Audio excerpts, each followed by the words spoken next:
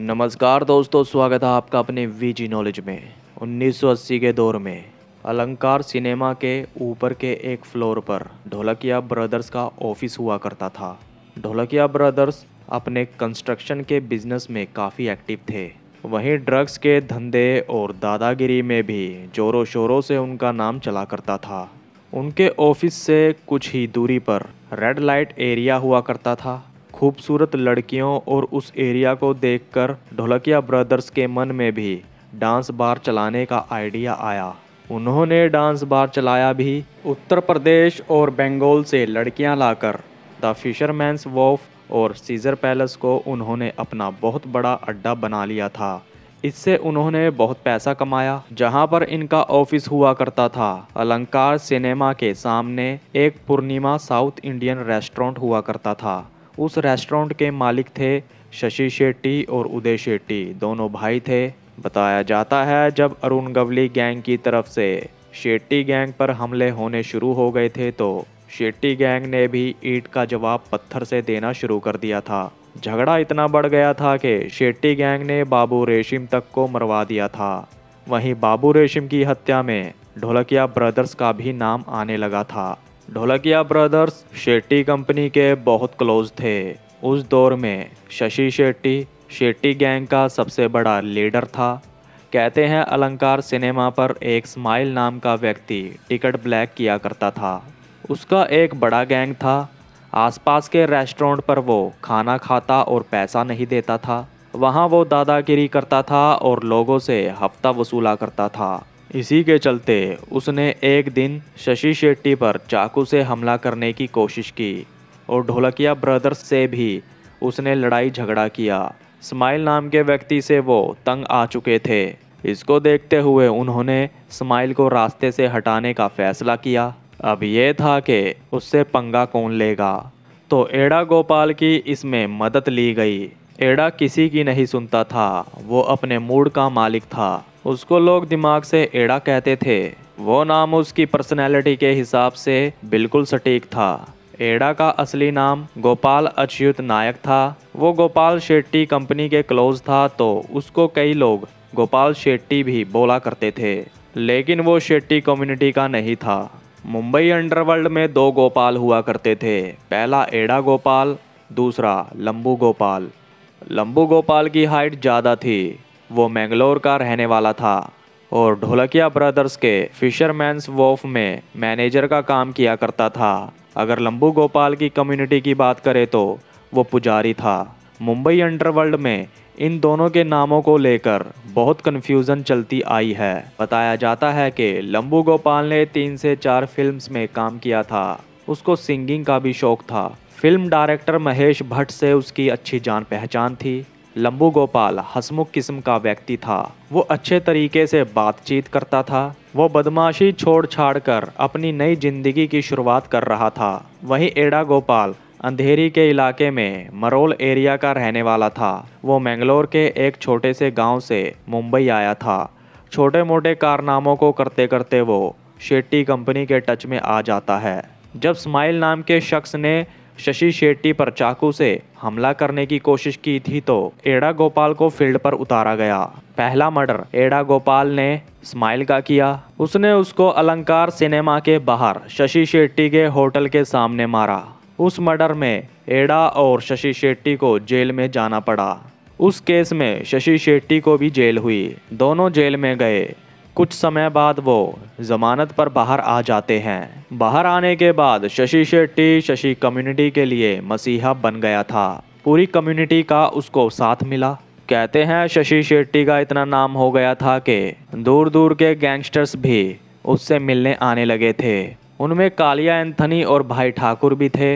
ये सभी पूर्णिमा रेस्टोरेंट में शशि शेट्टी से मिलने आते थे। शेट्टी कम्युनिटी का अरुण गवली बाबू रेशिम से झगड़ा होता रहता था। अब शेट्टी कम्युनिटी को अपना स्ट्रॉन्ग लीडर सामने दिख रहा था। वो था शशि शेट्टी। एड़ा गोपाल को अंडरवर्ल्ड की दुनिया में मशीनरी किलर के नाम से पहचाना जाने लगा। एड़ा की पर्सनली किसी से कोई दुश्मनी नहीं थी। उसने अपने भाई मैंगलोर के शशि शेट्टी को बचाने के लिए स्माइल को मारा। उससे अंडरवर्ल्ड में उसका नाम बना। मुंबई सेंट्रल के दूसरी तरफ तारदेव एरिया में अशोक नंगरे के दारू जुए और मटके के अड्डे चला करते थे। वहीं पर शेट्टियों के भी छोटे मोटे धंधे चला करते थे, मगर नंगरे वहां का लोकल था। उसके पास काफी लोग थे। उसने वहां पर अपना दबदबा बनाकर रखा हुआ था। वो शेट्टी लोगों को बिजनेस नहीं करने देता था।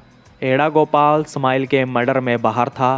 शेट्टी लोगों ने एड़ा से रिक्वेस्ट की, जैसे शशि शेट्टी की तुमने मदद की है वैसे ही हमारी भी मदद करो। हमें अशोक नंगरे ने तंग करके रखा हुआ है।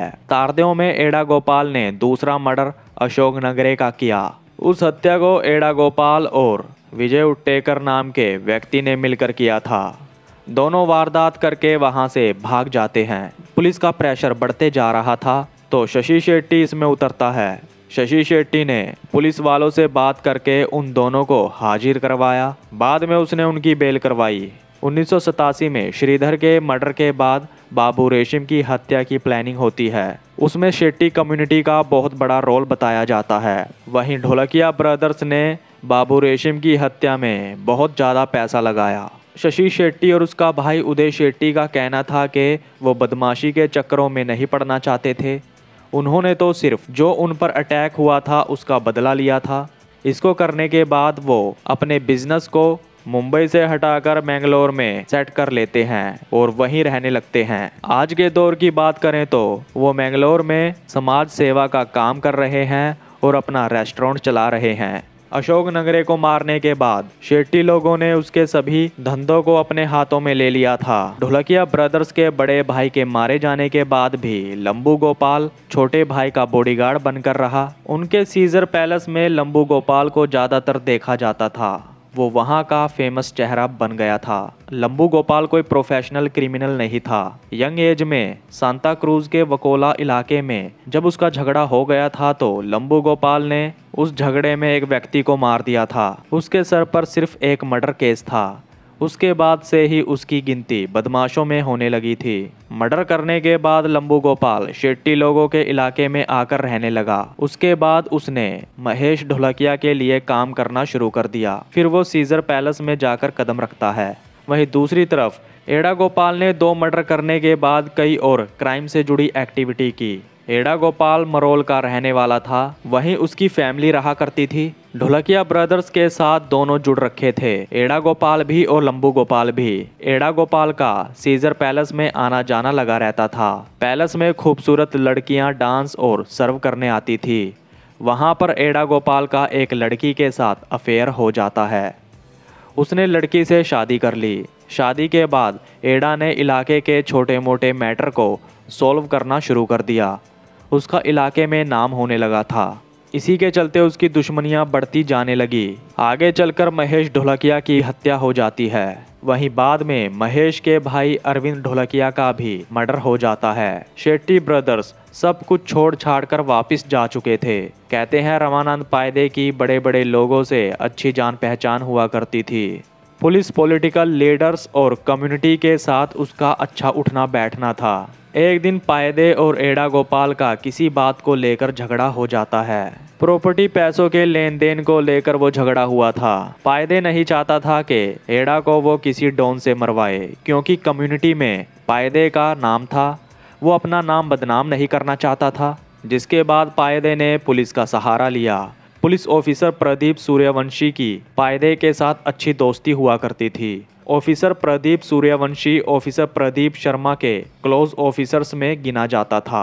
पायदे को डर था कि एड़ा गोपाल उसको कभी भी मार सकता है। इसको देखते हुए पायदे ने ऑफिसर को सब कुछ बताया। फिर एक दिन एड़ा गोपाल को अंधेरी पुलिस स्टेशन में बुलाया गया। वहां से उसको कार में लेकर जाया गया। बात ये बताई गई कि एड़ा भागने की कोशिश कर रहा था तो उसका एनकाउंटर कर दिया गया। अब इसमें कितनी सच्चाई है कुछ कहा नहीं जा सकता। इस तरह एड़ा गोपाल, जो अंडरवर्ल्ड की दुनिया में पहचाना जाने लगा था, उसको एनकाउंटर में मार गिराया गया। ढोलकिया ब्रदर्स के बाद लंबू गोपाल सेंट्रल मुंबई में आ जाता है और ड्रीमलैंड सिनेमा के पास एक लेडी बार को चलाने लगा। वहाँ वो बॉडीगार्ड भी बनकर रहा। लंबू गोपाल का ग्रांट रोड पर सफायर नाम का बार हुआ करता था। वो ज्यादातर वहीं पर समय गुजारा करता था। कहते हैं वहां पर एक दिन पांडव पुत्रा गैंग के लोगों ने आकर लंबू गोपाल से हफ्ता मांगा। लंबू गोपाल ने हफ्ता देने से मना कर दिया, जिसके बाद 1997 में पांडव पुत्रा गैंग के लोग टैक्सी में आते हैं और लंबू गोपाल को मार डालते हैं। पांडव पुत्रा गैंग दशरथ राणे की हुआ करती थी। दोनों एड़ा और लंबू गोपाल ने कुछ नहीं कमाया। गांव में एड़ा गोपाल ने एक छोटा सा घर बनाना शुरू किया था। वो बनकर तैयार भी नहीं हुआ था। बाद में शशि शेट्टी और कम्युनिटी ने पैसे देकर उसका घर कंप्लीट करवाया। अब एड़ा गोपाल के माता पिता और फैमिली वहां रह रही है। तो दोस्तों, ये थी एड़ा गोपाल और लंबू गोपाल की जिंदगी से जुड़ी कुछ बातें। अब तक के लिए इतना ही। तो नमस्कार दोस्तों।